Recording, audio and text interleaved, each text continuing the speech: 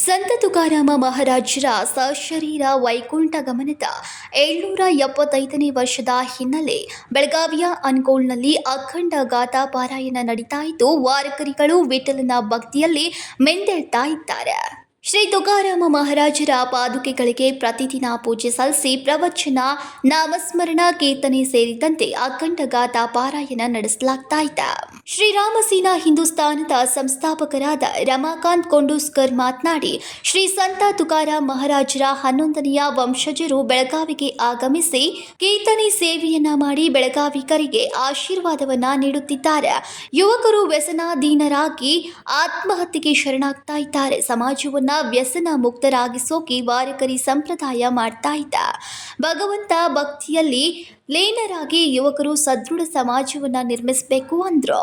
SK सोसायटीच्या ग्राउंडवरती आपण या ठिकाणी वारकरी संप्रदायाच्या माध्यमातून या ठिकाणी जगद्गुरु तुकोबाराय गाथा पारायण या ठिकाणी आयोजन केलेलं आहे.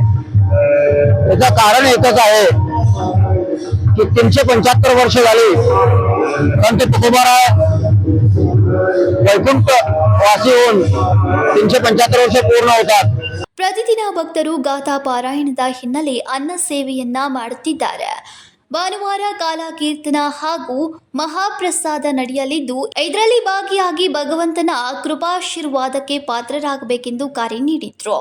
ಇನ್ನು ಈ ಸಂದರ್ಭದಲ್ಲಿ ಅನೇಕರು ಉಪಸ್ಥಿತರಿದ್ದರು.